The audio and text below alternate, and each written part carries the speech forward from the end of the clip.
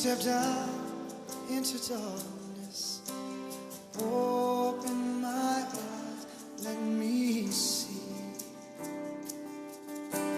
beauty that makes this heart and hope for life spring with thee. So here I am to worship, here I am to bow, here I am to say that you're my God, you're altogether lovely, altogether. Olá, estamos aqui para que você tenha junto conosco mais uma quarta com vida. Jesus é a razão, Jesus é o motivo de estarmos aqui. Jesus é o tudo.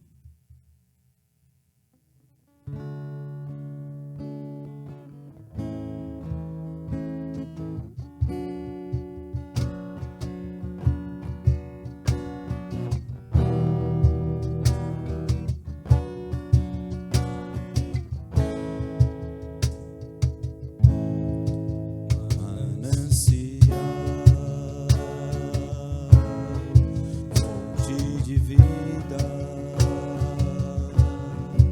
onde eu preciso e quero beber todos os dias. Bem mais que um desejo, tu és essencial para sustentar a minha vida, Senhor Jesus. Eu tenho sede de ti, minha alma anseia por ti, manancial, única fonte de vida tu és, manancial, fonte de vida, onde eu preciso e quero beber todos os dias. E mais que um desejo, tu és essencial para sustentar a minha vida, Senhor Jesus. Eu tenho sede de ti, minha alma anseia por ti, só me satisfaço quando estou junto aos teus pés.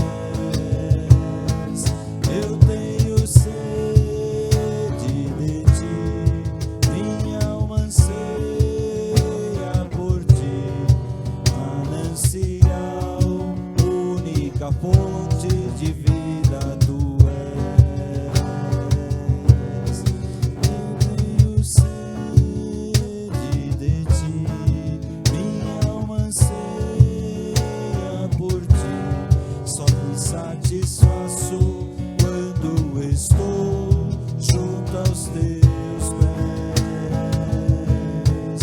Eu tenho sede de ti, minha alma anseia por ti, manancial, única fonte de vida tu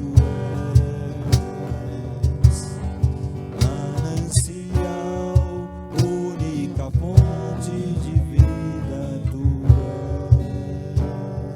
és. Glória a Deus, glória a Jesus. As lições das pequenas coisas. É um assunto tão interessante que nós vamos dividir em 2 quartas com vida. Nessa quarta, você está participando agora, e na próxima, com a graça de Jesus.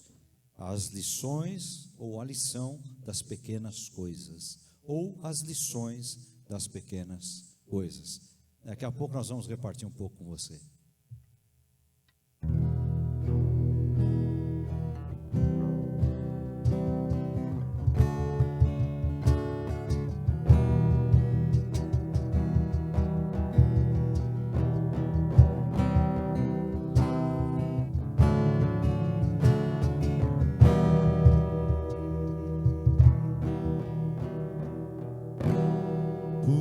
porque dele, por ele, para ele são todas as coisas.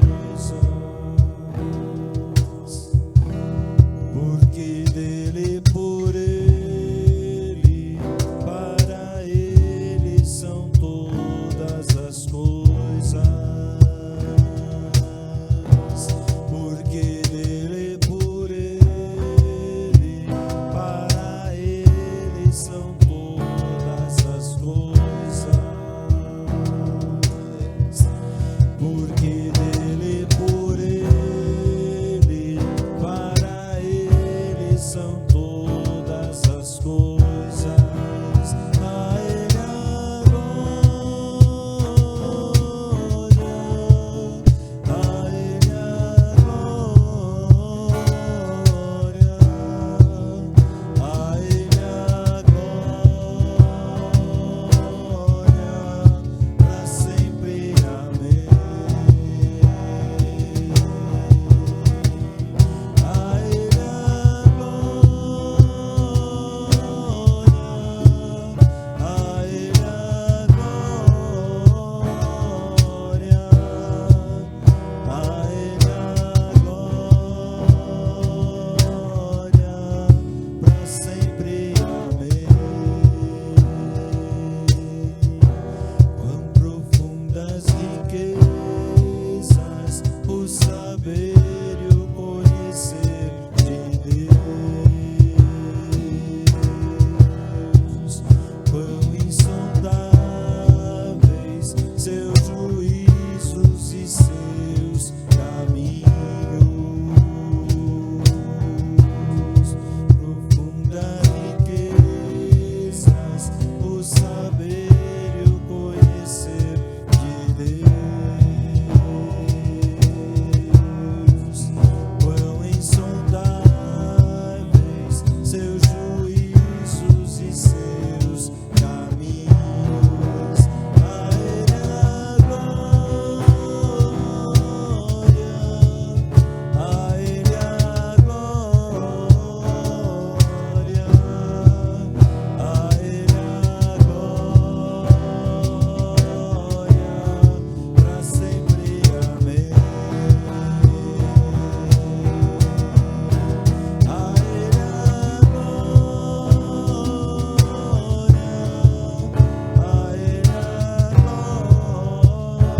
glória, a ele a glória,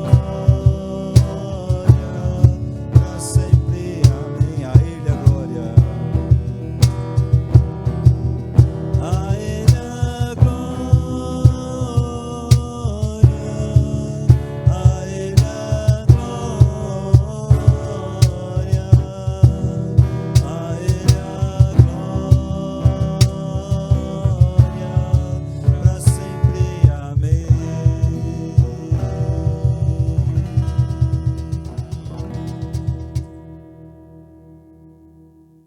O apóstolo São Paulo, quando ele escreve para a igreja em Corinto, no capítulo 1, no verso 28, eu quero ler aqui na Almeida atualizada, é uma versão que eu gosto, que eu uso muito. Só esse verso.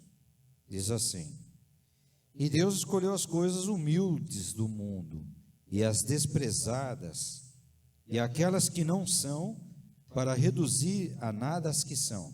Vamos ler o 29. A fim de que ninguém se glorie na presença de Deus. Escolheu as coisas humildes do mundo, as desprezadas e aquelas que não são, para reduzir a nada as que são. Interessante. As lições das pequenas coisas, das coisas humildes, das coisas que aos olhos do homem comum, do homem natural, são coisas desprezadas, aquelas que nada são, que nada representam, às vezes ao olho humano, ao olho nu do ser humano comum, mas que aos olhos de Deus, do Criador, elas representam muito. Então eu vou dar aqui alguns exemplos para a gente caminhar dentro dessa linha de pensamento, as coisas que aos olhos do homem, aos olhos do mundo, são coisas banais, coisas desprezíveis, mas são pequenas coisas que Deus usa e que Deus traz lições através delas para nós. Por isso estamos dividindo esse Quarta Convida na noite de hoje e no nosso próximo encontro. Vamos tratar do mesmo tema, da mesma área de pensamento, de reflexão. Moisés, por exemplo. Moisés foi chamado por Deus. Acho que muita gente conhece a história de Moisés, porque até desenho animado se tornou a história de Moisés. E Moisés, quando Deus chama ele para a condução do povo, depois de toda a situação em que ele descobre quem ele é e tudo, e que o Senhor usa ele para a retirada do povo que jaz na escravidão do Egito, o que tinha Moisés? Quais eram as armas? Qual era o cabedal bélico? O que tinha Moisés para conduzir o povo pelo meio do deserto? Lógico, além da graça do Criador, da graça do Eterno, que era sobre a vida dele. Mas o que é que ele tinha? Tão somente, simplesmente, um cajado nas suas mãos. E com aquele cajado, uma coisa que, um pedaço de vara, um pedaço de madeira, que se alguém encontrasse, talvez quebrasse para fazer uma fogueira, não é? Ou pegasse para brincar. Mas com aquele cajado, com aquela vara, foi um símbolo de condução durante tanto tempo, durante um período em que ele esteve com a responsabilidade de tirar o povo da escravidão do Egito. Um outro exemplo, Davi. Davi pegou um seixo, achado no riacho, um seixo, e com aquele seixo ele vai e vence também batalhas, e vence também guerras. Um caso mais emblemático ainda é o de Sansão. Sansão usou uma queixada de um jumento, que é a parte da mandíbula, um pedaço da mandíbula, né? Um osso, pedaço aqui da mandíbula. Ele pegou um pedaço desse osso, dessa mandíbula, tipo uma queixada que nós chamamos, de jumento, e com aquele pedaço de osso, ele derrotou 1000 dos inimigos filisteus. Com aquele pedacinho de osso que você passa na rua, você dá um chute. É uma coisa desprezível, uma coisa que não serve para nada. Outro exemplo interessante. Jesus, ele compara o reino dele a um minúsculo grão de mostarda. Eu não sei se você já teve a possibilidade de ver o que é um grão de mostarda. Ele compara, né? Ele fala, se você tiver fé também, como um grão de mostarda, você pode dizer a uma montanha que ela saia de um lugar, vai para outro, ou seja, as comparações. Mas o grão de mostarda, se eu colocasse aqui na minha mão, não ia nem ter como comparar e mostrar para você, porque você não teria condições de enxergar aqui na minha mão, de tão minúsculo que é. E o que dizer de uma aldeia? Uma pequena, simples e humilde aldeia chamada Belém. E desta aldeia, Belém, pequena, simples, humilde, o Criador, o Eterno, fez suscitar a semente daquele que viria a ser o Salvador, o Senhor, o Cristo, o Verbo que se fez carne, o absoluto, aquele que vem para libertar o homem do seu pecado. Uma simples, humilde e desprezível aldeia que era Belém. E podemos passear ainda por outras situações interessantes. No Novo Testamento nós encontramos uma mulher chamada Dorcas. E Dorcas, ela tinha uma preocupação social. Dorcas é um símbolo da missão, não é? É um símbolo da missão. Então ela reunia mulheres, ela fazia roupas para pessoas com mais necessidade, e ela reunia mulheres e com a sua agulha, ela então costurava aquelas roupas. É um exemplo perfeito de missão, né? É missão daquela que faz a ação social, e na ação social ela aproveita para falar do Salvador, do Senhor. O que ela tinha nas mãos não era uma máquina profissional, não era um equipamento profissional, ela tinha a sua agulha, talvez também um pedaço de ferro, alguma coisa que se você achasse, você jogava num canto. Para mim, por exemplo, não tem serventia nenhuma, mas nas mãos de Dorcas, algo que a transformou numa mulher com proeminência digna de ser citada nas Escrituras Sagradas no Novo Testamento. Dorcas. São Tiago, ele fala da língua. A língua está aqui dentro da boca. Ele fala que é um pequeno membro, e é mesmo, não é? A língua. Mas ela é capaz de criar problemas incríveis. Ela é capaz de criar situações incríveis, principalmente no campo da maledicência, que é onde Santiago trabalha. Ele fala, a língua é um membro pequeno, mas é como um fósforo que você acende no meio de uma palha seca, e aquilo vai se incendiar. Então, é uma comparação também interessante, porque é um membro que está escondido, a língua fica aí dentro da boca, mal se vê a língua, não é? Mas ela é capaz de causar danos terríveis. E vamos embora. Até os relacionamentos, às vezes, eles se desfazem, porque pequenos cuidados, vou dizer assim, no casal, vão ficando de lado. Então, alguns mimos, alguns incentivos, algumas palavras de carinho, de repente elas deixam de acontecer, do marido para com a mulher, da mulher para com o marido, e a convivência, às vezes por causa de pequenas coisas, ela vai se desgastando, e chega a um ponto, às vezes, o desgaste tão grande, chega a um ponto, às vezes, de acabar com o relacionamento, com o casamento. E eu sei que muitos que estão nos ouvindo sabem bem aquilo que eu estou falando, inclusive pastores, colegas que acompanham o Quarta Convida, tenho certeza que vão dizer, é verdade. E aquilo vai um pouquinho, é como a umidade na parede. Às vezes surge uma bolinha na parede, você percebe que é a umidade, é a água que está vindo de algum lugar, você não dá muita atenção, daqui a pouco aquilo está maior, daqui a pouco compromete a parede, compromete às vezes a própria estrutura de um prédio. E tudo começou com o quê? Um pequeno vazamento, às vezes uma gotinha de água que está vazando de algum cano. Então as pequenas coisas, as coisas desprezíveis, elas podem ser tanto para algo bom como para algo ruim. Por exemplo, os minúsculos micróbios, invisíveis aos nossos olhos nos humanos, mas por sua vez, são capazes de males incríveis. Vemos esse vírus chinês aí, né? Se você olhar com o microscópio, você consegue identificar, mas nós não sabemos onde ele está. Ele está causando um mal tremendo.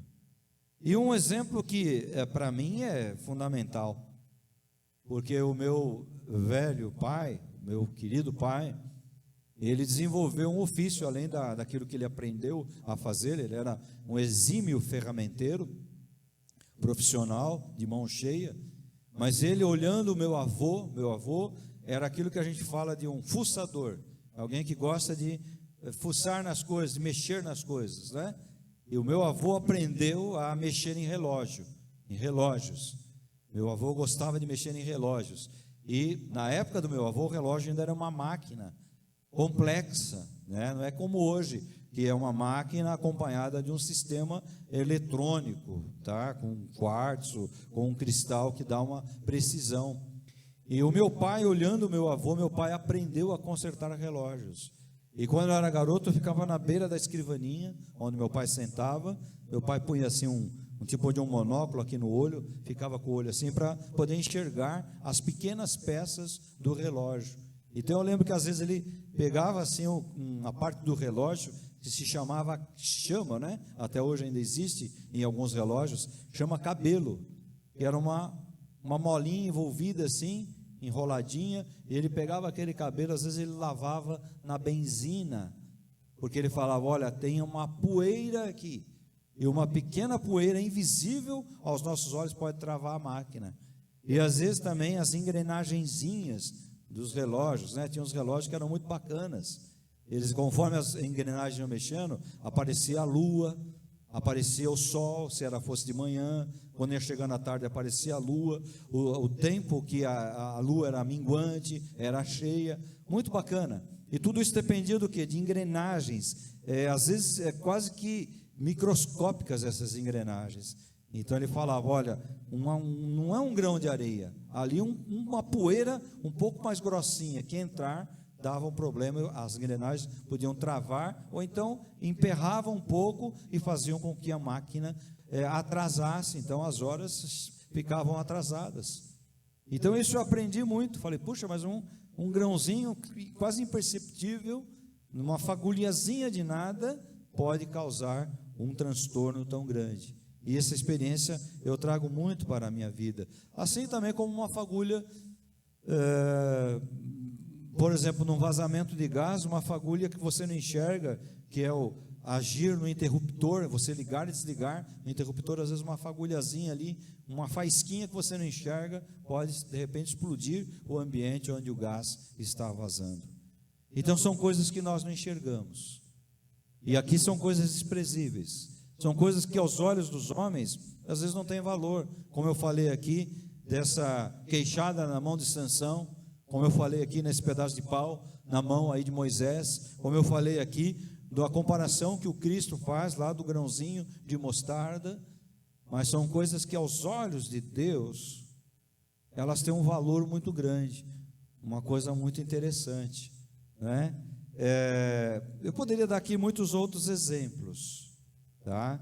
Assim também como alguém passa aí de repente na frente da sua igreja, da igreja onde você congrega, da igreja onde você é pastor, da igreja onde você está ajudando, talvez uma igreja que está começando, olha e diz o quê? Esse povo não é capaz de nada, isso aí não vai dar em nada, essa igreja é muito pequena, isso aí, não é? Então nós somos desprezados também, às vezes, pelo olho humano. O olho humano julga o sucesso de que maneira? Se um lugar está cheio de gente, se um lugar está vazio. Então aquele lugar está cheio de gente. De repente então é porque ali é muito bom, ali deu certo. Mas você não sabe o que estão fazendo aquelas pessoas lá dentro. Você não sabe o que levou aquelas pessoas a estarem reunidas naquele lugar. Às vezes é um chamariz. Às vezes não é porque tem o melhor a entregar, né? Às vezes é o mais barato. Você passa em frente às vezes um comércio, um supermercado, uma loja de confecção, uma outra coisa qualquer, você vê muita gente, e na outra às vezes você não vê muitas pessoas, você fala, essa daí está vazia, não é boa, mas de repente é porque aquela oferece produtos baratos, e baratos eu digo não no sentido de preço, mas no sentido de qualidade, não é? Não estou falando do preço barato, mas da qualidade, produtos baratos, produtos que não prestam. Então às vezes nós olhamos, nos nossos olhos, eles são atraídos por isso, nós não conseguimos enxergar as pequenas coisas, mas aqui eu paro e agradeço esse Cristo aí, aqui eu paro e louvo esse Cristo aí, por quê? Porque Ele consegue enxergar as pequenas coisas, Ele consegue enxergar coisas que estão ocultas aí no teu coração, Ele consegue enxergar aonde há um pouco de fé, aonde há um mínimo de fé, aonde há um mínimo de confiança, aonde há um incentivo que às vezes as pessoas não enxergam, mas que você tem para fazer a obra. Por isso que na obra, na causa do mestre, não tem grande nem pequeno, não tem nem grande coisa nem pequena coisa, porque cada um é dado fazer a sua missão, cada um tem que fazer a sua parte, não é? E quando nós olhamos então a lição das pequenas coisas, olha quantas coisas aí que para nós, uma agulha para mim não significa nada, mas nas mãos de Dorcas, olha, fez algo tão maravilhoso que foi digna de ser citada nas Escrituras Sagradas. Eu peço que você reflita nisso aí. A semana que vem nós vamos voltar falando agora desse mesmo tema, mas no livro de Provérbios, aonde o sábio, cheio da sabedoria do Criador, ele enxerga coisas pequenas na natureza que nos trazem lições maravilhosas. Eu quero agora orar por sua vida, eu quero orar por sua família, das causas que você tem, eu não sei quais são, mas eu quero orar agora, apresentar a sua vida diante do altar do Senhor. Deus, estão aí as pessoas que nos acompanham neste Quarta com Vida. É Quarta com Vida porque o Senhor está aqui, e aonde o Senhor está, existe vida. Cristo, Tu és a vida, Tu és a razão, Tu és a motivação, Tu és o tudo. E eu agora apresento cada situação. Senhor, Nós não podemos imaginar quantas coisas, Senhor, nós apresentamos diante do teu trono aí, do teu altar, da tua graça, de problemas que as pessoas às vezes estão passando, às vezes nem imaginamos. Mas nesse momento o que importa é que nós colocamos diante de ti e pedimos: Senhor, venha com a tua mão estendida e alcança cada situação, cada pedido, família, pessoas, negócios, tudo, Senhor, nós colocamos nas tuas mãos, no nome dele, no nome de Jesus, a quem rendemos toda a honra e toda a glória e todo o louvor. Jesus abençoe a tua vida. Convidamos você para na próxima semana ter mais uma quarta com vida. Light of the world, you stepped out into darkness. Open